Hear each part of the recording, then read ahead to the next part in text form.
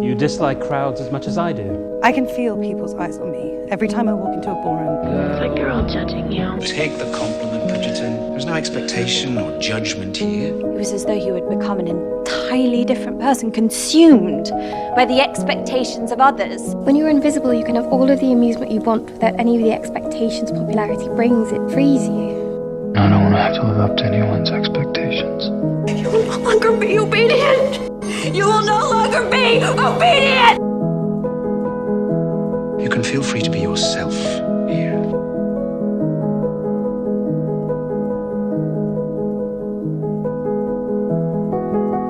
This is who I am. This is how I am. Take it or leave it. This is about a life, my life. And I must finally take charge of it. Something in me had been awakened. Now it is time that I learn to breathe all on my own. It's more about confidence than anything else. You'll learn in time. I'm quite capable of speaking for myself. I can decide for myself. I'm happy for him that he can simply decide to do that. There's no one in this family allowed to make their own decisions. I shall send you notice of every step I take today. I do not have to explain myself to you. You insist on second-guessing my every move. And now you question my judgment. How dare you question my choices? They are my choices to make. Perhaps I am making a terrible mistake.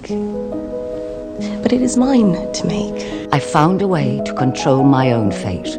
Do not lose control of your fate. Today, you have lost your power. Well, I have made up my own mind, and that is victory enough for me. I know we cannot be any more different, but there is one thing we do share. The certainty that you will make your own way in this world. But what if this isn't what I want? I mean, what if I don't want to live the way you live? Suppose I want a different life, Benedict. It takes courage to live outside the traditional expectations of society. The world is not exactly welcoming to an unmarried woman. There seems to be no place in society for us except at the edge of things.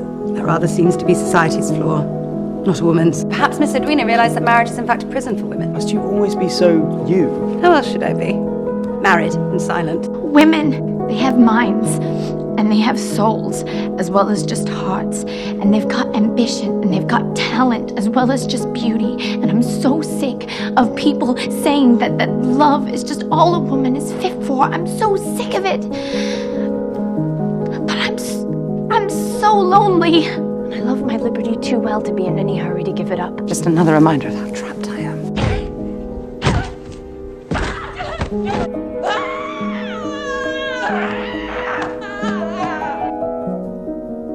Why do you stay? Sometimes it's good. I wanted to feel alive.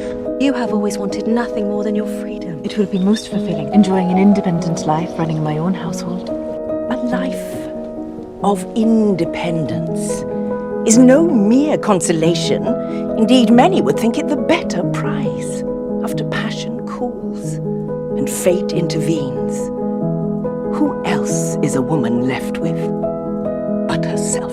Everyone else is finding some purpose to their lives, and, well, here I am, feeding the ducks. The doubts, the questions that seem to linger, no matter how far you go to escape them. Funny how distance is no match for memory, but do not look at your life and wonder what may have been if we had conducted ourselves differently. That is a fool's form of torture. I have left the past behind.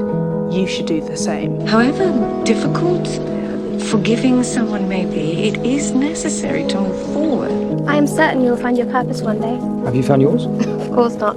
But I imagine it to be something both animated and satisfying. My purpose will propel me far beyond the watchful glare of my mama. My purpose shall set me free. Why do you not just say no, then, to our mamas? I do not think it is that simple, Elle. I do everything my mama says. You still wonder why you're so miserable. But there are things I don't miss. Like my mother's meddling, for one. You cannot keep me in a cage, even one built with love. You have been exceptionally clear about what it is you do and do not wish for. But has it ever occurred to you this might in fact be about what your sister wishes for instead? You seem to know all. How could I possibly offer any insight of my own? Your dream, your plan, Your aspirations. Your aspirations, not mine.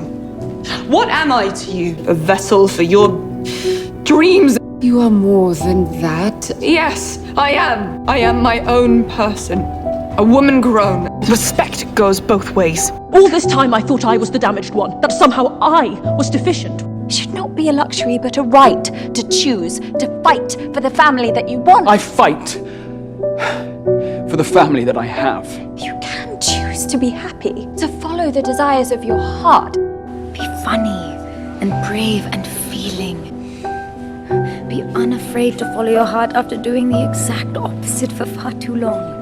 If you enjoy drawing but need practice, then practice. You are able to do whatever you want. So do it.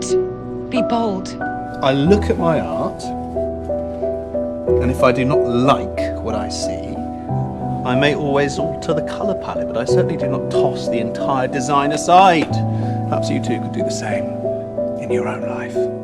Whatever action you now wish to take, I only hope it is because you are being truthful to yourself, and not because of anyone else. But I cannot betray myself. I lost myself. Don't do it. You just lose sight of how things really are, of who you are. You were trying to help in your own misguided way. I'm sorry I wasn't the mother that you wanted me to be. I did my best. I know. In your own way. You never had to earn your place in this family. Love is not something that is ever owed. It grieves me to think you do not believe you deserve all of the love in the world. Just because something is not perfect does not make it any less worthy of love. I have lived my entire life in terror of acting incorrectly. That terror nearly broke me. This is who I am. I will be here sometimes, and sometimes I will be. Half a man, half a king, half a life. If what we have is half, then we shall make it the very best half. I love you. It is enough.